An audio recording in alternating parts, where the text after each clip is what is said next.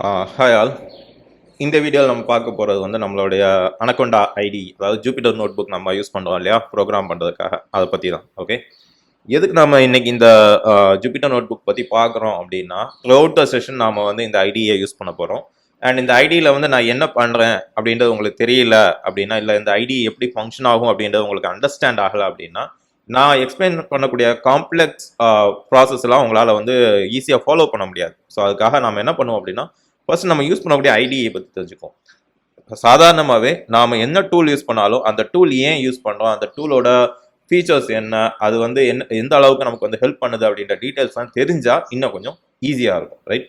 அதனால் நம்ம இப்போ என்ன பண்ணுவோம் அப்படின்னா, நம்மளுடைய அனகொண்டா நேவிகேட்டர் ஸ்டார்ட் பண்ணுவோம். அங்கேருந்து எப்படி ஜூபிட்டர் நோட் புக்கை லான்ச் பண்ணுறது அப்படின்றத பார்க்கலாம். ஓகே, ஸோ அனகொண்டா நேவிகேட்டர் வந்து இன்ஸ்டால் பண்ணுறது ரொம்ப ஸ்ட்ரெயிட் ஃபார்வர்ட் ப்ராசஸ். நீங்கள் நேராக நெட்டில் போயிட்டு அனகொண்டா நேவிகேட்டர் அப்படின்னு நீங்கள் டைப் பண்ணிங்கனாலே வந்துடும். நான் வந்து மேக் யூஸ் பண்ணிட்டு இருக்கேன். ஓகே, நீங்கள் வந்து விண்டோஸ் யூஸ் பண்ணுறீங்க இல்லை லினக்ஸ் யூஸ் பண்ணீங்க அப்படின்னா அதுக்கேற்ற வெர்ஷன் டவுன்லோட் பண்ணி நீங்கள் வந்து அங்கே வந்து எடுத்துக்கலாம். ஸோ நான் இப்போ இங்கே போயிட்டு அப்ளிகேஷன்ஸ்குள்ளே போனேன் அப்படின்னா எனக்கு அனகொண்டா நேவிகேட்டர் இருக்கும். டபுள் கிளிக் பண்ணுறேன். ஓகே, நேவிகேட்டர் ஸ்டார்ட் ஆகுது.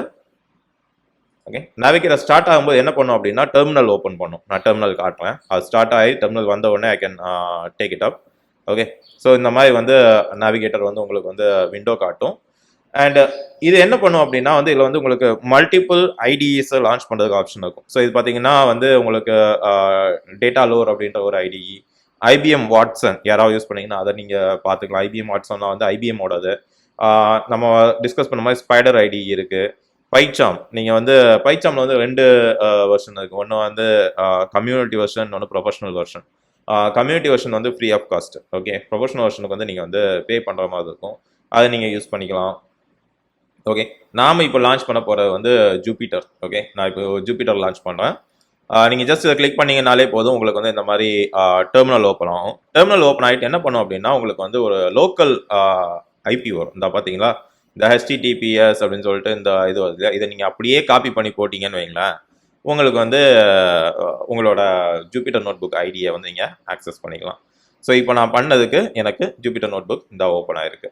ஓகே, ஸோ இந்த ஜூபிட்டர் நோட் புக் என்ன பண்ணோம் அப்படின்னா இப்படி தான் ஃபஸ்ட்டு ஓப்பன் ஆன உடனே உங்களுக்கு வந்து எல்லா ஃபோல்டர்ஸும் அதில் வந்து தெரியும். இப்போ அப்ளிகேஷன்ஸ், டெஸ்க்டாப், டாக்குமெண்ட்ஸு, இதில் போயிட்டு நான் வந்து எங்கெல்லாம் ஆட் பண்ணி வச்சுருக்கேன் அப்படின்றத பார்க்கலாம். இல்லை எனக்கு ஸ்பெசிஃபிக்காக ஒரு லொக்கேஷனில் தான் நான் வந்து ஃபைல்ஸ்லாம் சேவ் பண்ண போகிறேன் அப்படின்னா நீங்கள் அந்த ஸ்பெசிஃபிக் லொக்கேஷனுக்குள்ளே போயிட்டு நீங்கள் சேவ் பண்ணிக்கலாம். நீங்கள் பார்த்தீங்கன்னா இப்போ கெட் டு நோ பைத்தான் அப்படிங்கிறதுக்குள்ள தான் நான் என்னுடைய எல்லா ஸ்கிரிப்ட்ஸையும் நான் சேவ் பண்ணி வச்சுருக்கேன். ஓகே, ஸோ அப்போ வந்து நீங்கள் வந்து அந்த பர்டிகுலருக்குள்ளே போயிட்டு சேவ் பண்ணிக்கலாம். ஓகே, அடுத்தது இங்கே நீங்கள் 2 விஷயம் கரெக்டாக நோட் பண்ணணும். ஒன்று வந்து அப்லோடு, இன்னொன்று வந்து நியூ.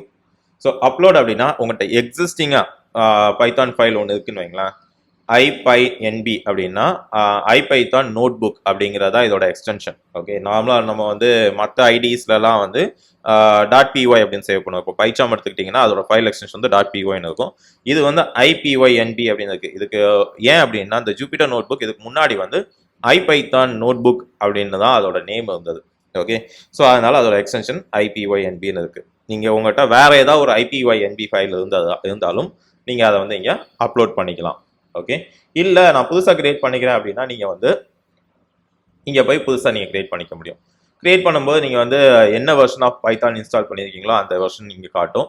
நான் வந்து பைத்தான் 3 தான் யூஸ் பண்ணிட்டு இருக்கேன். ஸோ அதனால் வந்து எனக்கு பைத்தான் 3 அப்படின்னு காட்டுது. நீங்கள் டெக்ஸ்ட் ஃபைலாக வேணால் டெக்ஸ்ட் ஃபைலாக போட்டுக்கலாம். இல்லை நீங்கள் புதுசாக ஒரு ஃபோல்டர் கிரியேட் பண்ணணும் அப்படின்னா இங்கே இதுக்குள்ளே நீங்கள் வந்து ஃபோல்டர் கிரியேட் பண்ணிக்கலாம். இல்லை நீங்கள் டெர்மினல் ஓப்பன் பண்ணணும் அப்படின்னாலும் நீங்கள் டெர்மினல் ஓப்பன் பண்ணிக்கலாம். ஸோ நான் இப்போ வந்து ஒரு ஃபைல் கிரியேட் பண்ணுறேன். ஓகே, பைத்தான் 3 ஃபைல் நான் ஒன்று கிரியேட் பண்ணுறேன். கிரியேட் பண்ண உடனே எனக்கு இந்த மாதிரி தான் வரும். ஓகே, ஸோ இதில் வந்து நீங்கள் வந்து இப்போது பார்த்தீங்க அப்படின்னா உங்களுக்கு வந்து நிறைய ஆப்ஷன்ஸ் இருக்கும். இந்த ஆப்ஷன்ஸ் எல்லாத்தையும் நான் ஒன்று ஒன்றா நான் எக்ஸ்பிளைன் பண்ணுறேன். ஃபஸ்ட்டு நம்ம இங்கேருந்தே வரலாம்.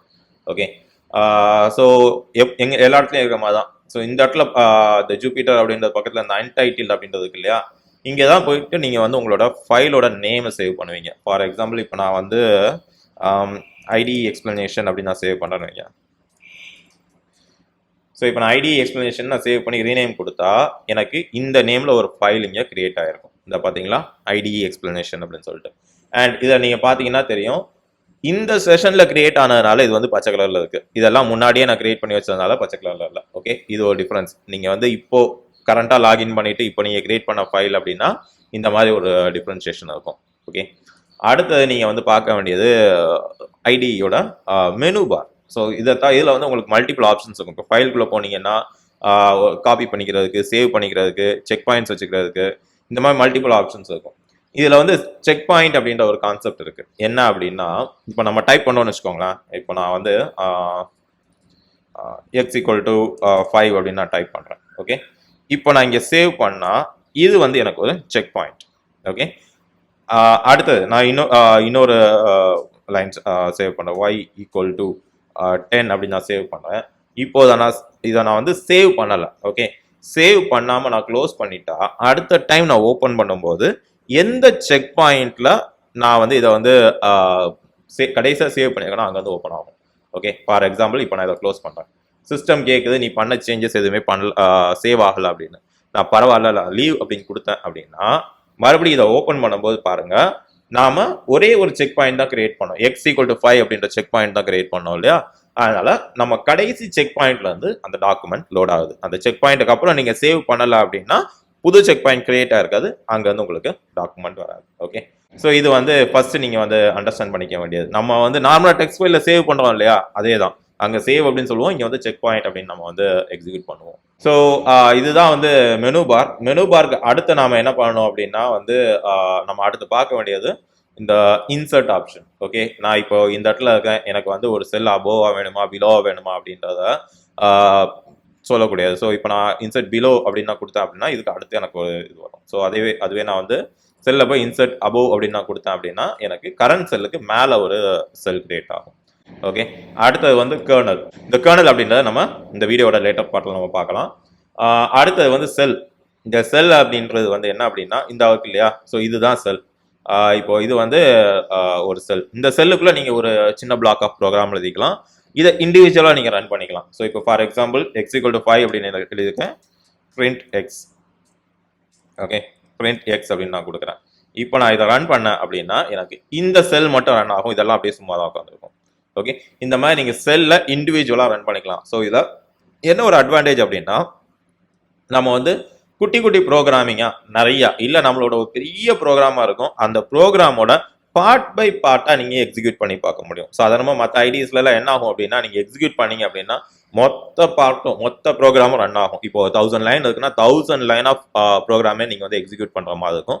ஜூபிட்டர் நோட் புக்கை பொறுத்த வரைக்கும் உங்களுக்கு எப்படி அப்படின்னா, நீங்க எந்த செக்ஷனை நீங்க ரன் பண்ணணும்னு நினைக்கிறீங்களோ அந்த செக்ஷனை மட்டும் நீங்க வந்து ரன் பண்ணிக்கலாம். ஸோ இதை வந்து நம்ம வீடியோஸ்ல அப்கமிங் வீடியோஸ்ல நம்ம ப்ரோக்ராம் பண்ணும்போது உங்களுக்கு தெளிவாக புரியும்.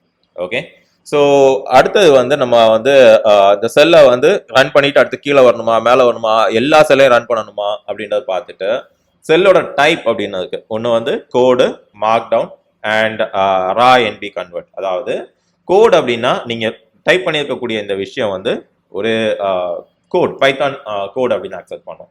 ஓகே, மார்க் டவுன் அப்படின்னு நீங்க கொடுத்தீங்க அப்படின்னா என்ன ஆகும் அப்படின்னா, இதை வந்து ஒரு நார்மல் டெக்ஸ்ட் நம்ம கமெண்ட் கொடுக்குறோம் இல்லையா, அந்த மாதிரி கமெண்டட் செல்லா எடுத்துக்கும். அதை வந்து எக்ஸிக்யூட் பண்ணி உங்களுக்கு வந்து அவுட்புட்ஸ் எதுவுமே கொடுக்காது. ஆனா நம்ம கமெண்ட் அடிக்கிறோம்ல, இப்போ நம்ம போன வீடியோஸ்ல பார்த்துருப்போம் எப்படி கமெண்ட்ஸ் எல்லாம் ஆட் பண்றது அப்படிங்கிறத. அந்த மாதிரி ஒரு செல்ல இருக்கக்கூடிய மொத்த டேட்டாவும் மார்க் டவுன் அப்படின்னு மார்க் பண்ணிங்கன்னா அது வந்து ஜஸ்ட் கமெண்டாக தான் உட்காந்துருக்கும். ஓகே, அதே மாதிரி தான் ரா என்பி கன்வெர்ட் அப்படிங்கிறதும் உங்களுக்கு வந்து அந்த இடத்துல வந்து ஜஸ்ட் ரா நோட் புக் இன்ஃபர்மேஷனாக உட்காந்துருக்கும். ஓகே, அடுத்தது கர்னல் அப்படின்னு சொல்லுவோம். இந்த கர்னல் அப்படிங்கிறது தான் என்ன அப்படின்னா, நீங்க எக்ஸிக்யூட் பண்றீங்களா, எக்ஸிக்யூட் பண்ணும்போது பேக் எண்ட்ல உங்களோட கோடை ரன் பண்ணி கொடுக்கறது தான் இந்த கர்னல். ஓகே, இந்த கர்னல்ல மல்டிபிள் ஆப்ஷன்ஸ் இருக்கு. ஸோ இப்போ வந்து நான் இவ்வளவும் பண்ணியிருக்கேன், எனக்கு இந்த மொத்த பைத்தான் ஃபைலையும், அதாவது இதில் வந்து நான் மல்டிபிள் செல்ஸ் ரன் பண்ணியிருக்கேன் இல்லையா, இப்போ வந்து எக்ஸுக்கு வந்து 5 அப்படின்னு இருக்கு, இதை நான் ரன் பண்றேன். அடுத்த ஒய்க்கு 10 இருக்கு, அடுத்த வந்து ஜெட்டுக்கு நான் ரன் பண்றேன், நான் அடுத்த Z1க்கு ரன் பண்றேன். ஸோ இப்போ ஒவ்வொரு வேல்யூக்கும் வந்து இது வந்து வேல்யூ அசைன் பண்ணியிருக்கோம், வேரியபிள் நேம்ஸ் எல்லாம் அசைன் பண்ணி வச்சிருக்கோம் இல்லையா. ஸோ இப்போ வந்து எனக்கு வந்து இல்லை நான் இதை மொத்தத்தையும் ஃபர்ஸ்ட்ல இருந்து புதுசாக பண்ண போறேன் அப்படின்னா நீங்க என்ன பண்ணலாம் அப்படின்னா, இந்த கர்னலை வந்து நீங்க போயிட்டு ரீஸ்டார்ட் அண்ட் கிளியர் அவுட்புட் அப்படின்னு கொடுக்கலாம். ரீஸ்டார்ட் அண்ட் கிளியர் அவுட்புட் அப்படின்னா அது வந்து எல்லா வேரியபிள் அவுட்புட் எல்லாத்தையும் டெலீட் பண்ணி விட்டுரும். பாருங்க, இப்போ நான் ரீஸ்டார்ட் அண்ட் கிளியர் அவுட்புட் கொடுக்குறேன், நம்மளுடைய ப்ரீவியஸ் எக்ஸிக்யூஷனோட வேலிடேஷன்ஸ் எல்லாமே அவுட்புட்ஸ் எல்லாமே போயிடுச்சு. ஓகே, ஆனா அதுவே நீங்க ஜஸ்ட் ரீஸ்டார்ட் மட்டும் அப்படி கொடுத்தீங்க அப்படின்னா இது வந்து ரீஸ்டார்ட், நீங்க இங்கேயும் ரீஸ்டார்ட் கொடுக்கலாம், இல்ல கர்னல் போயிட்டு இங்க வந்து ரீஸ்டார்ட் கொடுக்கலாம். ஓகே, நான் இங்கே போய் ரீஸ்டார்ட் கொடுத்தேன் அப்படின்னா வேரியபிள் நேம்ஸ் மட்டும்தான் போகும், அவுட்புட்ஸ் அப்படியே இருக்கும். ஓகே, ஸோ நீங்கள் கொடுத்த அவுட்புட் வந்து அப்படியே இருக்கும். இல்லை இப்போ கர்னல் ரன் ஆகிக்கிட்டு இருக்கு, ரன் ஆகக்கூடிய கர்னலை நான் வந்து ஸ்டாப் பண்ணோம் அப்படின்னா இது வந்து இங்கே வந்து நீங்கள் வந்து இந்த ஸ்டாப் பண்ணிட்டீங்க அப்படின்னா உங்களோட எக்ஸிக்யூட் ஆகிக்கிட்டு இருக்கக்கூடிய அந்த ப்ரோக்ராம் அப்படியே ஸ்டாப் ஆகி நிற்கும். ஓகே, அதே மாதிரி நீங்கள் வந்து இந்த ப்ரோக்ராமை ரன் பண்ணணும் அப்படின்னு வச்சிங்கன்னா நீங்கள் ஒரு பர்டிகுலர் செல்லை சூஸ் பண்ணிட்டு ரன் கொடுத்தீங்கன்னா ரன் ஆகும். ஓகே, செல்லோட டைப் பார்த்தீங்களா, கோடு, மார்க் டவுன், ரா இன்புட், ஹெட்டிங், ஸோ இதெல்லாம் வந்து நீங்கள் இங்கேயே வந்து சூஸ் பண்ணிக்கலாம். ஓகே, நீங்கள் செல்லில் போய் தான் செல் டைப் சூஸ் பண்ணணும் அப்படின்ற மேண்டேட் கிடையாது, இங்கேயே உங்களுக்கு ஆப்ஷன் இருக்குது. ஓகே, இப்போ நம்ம செல் அப்படின்னு பார்த்தோம் அப்படின்னா செல்ல வந்து 2 டைப் ஆஃப் மோடு இருக்கு. ஒன்று வந்து எடிட் மோட், இன்னொன்று வந்து கமாண்ட் மோட். ஓகே, ஸோ இப்போ நான் இதை கிளிக் பண்ணுறேன், இங்கே பாருங்க, இந்த இன்புட் 1 அப்படிங்கிறத நான் இப்போ கிளிக் பண்ணுறேன். இது வந்து கிரீன் கலர்ல வருதா, என்னோட கர்சர் இந்த இதுக்குள்ள இருக்கு. கரெக்டா, இது வந்து இப்போ எடிட் மோட். எடிட் மோட் அப்படின்னா என்னால் இந்த செல்லுக்குள்ள இருக்கக்கூடிய வேல்யூவை எடிட் பண்ண முடியும். ஓகே, ஸோ இப்போ நான் என்டர் கொடுக்குறேன் அப்படின்னா எனக்கு வந்து வேல்யூஸ் எடிட் ஆகும். ஸோ இப்போ இந்த பர்டிகுலர் செல் எடிட் மோட்ல இருக்கா கமாண்ட் மோட்ல இருக்கா அப்படின்றத நீங்கள் பார்க்கணும் அப்படின்னா இந்த இடத்துல பார்த்தீங்கன்னா தெரியும் உங்களுக்கு எடிட் ஆப்ஷன் இருக்கும். ஓகே, ஸோ இப்படி இருந்தால் அது வந்து எடிட் மோட், அந்த இடத்துல ஒன்றுமே இல்லை அப்படின்னா அது கமாண்ட் மோட். இன்னொரு மெத்தட் நீங்கள் கண்டுபிடிக்கலாம் அப்படின்னா இந்த செல் வந்து கிரீன் கலர்ல காட்டும். ஓகே, ஸோ இந்த கமாண்ட் மோட் அப்படின்னா என்ன அப்படின்னா நீங்கள் அந்த பர்டிகுலர் செல்ல என்ன பண்ண போறீங்க அப்படின்றதான் கமாண்ட் மோட். ஃபார் எக்ஸாம்பிள் இந்த செல்லுக்கு வெளியே நான் கிளிக் பண்றேன், இப்போ IN1 அப்படின்னா இந்த இடத்துல நான் இப்போ கிளிக் பண்றேன் அப்படின்னா பாருங்க இது வந்து ப்ளூ கலர்ல சேஞ்ச் ஆயிடுச்சு. ஸோ இந்த ப்ளூ கலர்ல சேஞ்ச் ஆயிடுச்சுன்னா இது வந்து கமாண்ட் மோடுக்கு வந்துடுச்சுன்னு அர்த்தம். ஓகே, இங்க பாத்தீங்கன்னா உங்களுக்கு வந்து இது இருக்காது. ஸோ இங்க வந்து உங்களுக்கு கீபோர்டோட ஷார்ட்கட்ஸ் எல்லாமே உங்களுக்கு வந்து யூஸ் ஆகும். ஓகே, ஃபார் எக்ஸாம்பிள் கீபோர்டோட ஷார்ட்கட்ஸ் பத்தி அதிகமாக தெரியணும் அப்படின்னா நீங்க வந்து இங்க போயிட்டு கீபோர்டுக்கு என்னெல்லாம் ஷார்ட்கட்ஸ் இருக்கு அப்படின்றத இங்க நீங்க பாத்துக்கலாம். ஓகே, நார்மலா நம்ம அதிகமாக யூஸ் பண்ணக்கூடிய ஷார்ட்கட்ஸ் அப்படின்னு பாத்தீங்க அப்படின்னா கமாண்ட் மோடுக்கும் எடிட் மோடுக்கும் ஸ்விட்ச் பண்றது அப்படின்றது. ஸோ நீங்க இப்போ வந்து இது கமாண்ட் மோட்ல இருக்கு, மறுபடியும் என்டர் கொடுத்தீங்க அப்படின்னா எடிட் மோடுக்கு போயிடும், எஸ்கேப் கொடுத்தீங்கன்னா கமாண்ட் மோடுக்கு வந்துடும். ஓகே, அண்ட் நீங்க வந்து இப்போ அதே மாதிரி எடிட் மோட்ல இருக்கீங்க, எடிட் மோட்ல இருந்து என்டர் கொடுத்தீங்க அப்படின்னா அது வந்து வேல்யூ ஆட் பண்றதுக்கு உங்களுக்கு ஆப்ஷன் கொடுக்கும். அதுவே ஷிஃப்டே அமுக்கிட்டு என்டர் அப்படின்னு அமுக்குனீங்க அப்படின்னா அந்த பர்டிகுலர் செல் எக்ஸிக்யூட் ஆகும். நீங்க வந்து இந்த செல்லை சூஸ் பண்ணிட்டு ரன் கொடுக்கறதுக்கும் அந்த செல்ல இருந்துகிட்டு அப்படியே ஷிஃப்ட் என்டர் அடிக்கிறதுக்கும் ஒன்று தான். ஓகே, அதே மாதிரி நீங்க வந்து இப்போ ஒரு செல்லை சூஸ் பண்ணணும் அப்படின்னா இங்க இது செல்லுக்கு உள்ள இருக்கும்போது ஆரோ மார்க்ஸ் யூஸ் பண்ணீங்க அப்படின்னா செல்லுக்கு உள்ள மட்டும் தான் மைக்ரேட் ஆகும். அதுவே நீங்க கமாண்ட் மோட் வந்துட்டு நீங்க ஆரோ மார்க்ஸ் யூஸ் பண்ணீங்கன்னா உங்களால எந்த செல்லை நீங்க எக்ஸிக்யூட் பண்ணணும் அப்படிங்கிறத ஆரோ மார்க்ஸ் வச்சு சூஸ் பண்ணிக்க முடியும். ஓகே, அடுத்தது இந்த கமாண்ட் மோட்ல இருக்கும்போது என்ன பண்ணலாம் அப்படின்னா உங்களால வந்து செல்ஸ் வந்து ரீஅரேஞ்ச் பண்ணிக்க முடியும். இந்த செல்லை வந்து நான் வந்து கீழே கொண்டு வரேன் அப்படின்னா இந்த மாதிரி உங்களால ஒரு செல்லை சூஸ் பண்ணிட்டு அந்த செல்லை வந்து உங்களால ரீஅரேஞ்ச் பண்ணிக்க முடியும். இதை வந்து எடிட் மோட்ல பண்ண முடியாது, கமாண்ட் மோட்ல மட்டும்தான் உங்களால பண்ண முடியும்.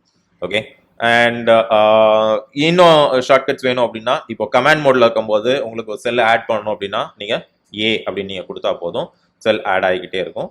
அதே மாதிரி ரிமூவ் பண்ணணும் அப்படின்னா எக்ஸ் அப்படின்னு நீங்க கொடுத்தா போதும். ஸோ வெறும் X, control X, command X எதுவுமே கிடையாது. செல்லை கமாண்ட் மோட்ல சூஸ் பண்ணிட்டு நீங்க ஏ அப்படின்னு கொடுத்தீங்கன்னா உங்களுக்கு செல் ஆட் ஆகும். அது மாதிரி எக்ஸ்ன்னு கொடுத்தீங்கன்னா ஆட் ஆன செல் டெலீட் ஆகும். ஓகே, ஸோ இது வந்து நம்ம பேசிக்கா நாம யூஸ் பண்ணக்கூடிய ஷார்ட்கட்ஸ். ஓகே, நான் வந்து கோட் எக்ஸ்பிளைன் பண்ணும்போது என்ன பண்ணுவேன் அப்படின்னா வேகமாக வந்து உங்களுக்கு இங்கே போய் ரன் எல்லாம் பண்ணாமல் அப்படியே கீபோர்ட் ஷார்ட்கட்டே நான் வந்து அடிப்பேன். ஷிஃப்ட் என்டர் அப்படின்னு அடிச்சேன் அப்படின்னா அவுட்புட் வரும். சம்டைம்ஸ் உங்களுக்கு வந்து சேம் அவுட்புட்டை வச்சே நான் வந்து மல்டிபிள் சினாரியோஸ் காமிச்சிருப்பேன். ஸோ உங்களுக்கு அந்த டைமில் கன்ஃபியூஸ் ஆகக்கூடாது, இவன் என்ன பண்ணுறான், எப்படி இது வந்து எக்ஸிக்யூட் ஆகுதுன்றதே தெரியலையே அப்படின்ற மாதிரி யோசிக்காமல் இதெல்லாம் வந்து நம்ம வந்து ஐடியில் பண்ணக்கூடிய விஷயங்கள். ஓகே, இன்னும் பைச்சாம் அப்படின்னு ஒரு ஐடி இருக்கு, அதையும் நம்ம வந்து அப்கமிங் வீடியோஸ்ல பார்க்கலாம். அதை நம்ம யூஸ் பண்ணும்போது அதுல என்னென்ன ஃபீச்சர்ஸ் இருக்கு, அதை எப்படி யூஸ் பண்றது, ஷார்ட்கட்ஸ் என்ன அப்படின்றதெல்லாம் நான் உங்களுக்கு சொல்றேன். ஓகே, இந்த கோர்ஸுக்கு நம்ம ஜூபிட்டர் நோட் புக் அதிகமாக யூஸ் பண்றதுனால ஜூபிட்டர் நோட் புக்கோட ஷார்ட்கட்ஸ் எல்லாத்தையும் நம்ம கிளீனா அண்டர்ஸ்டாண்ட் பண்ணிக்கலாம். Okay, thank you.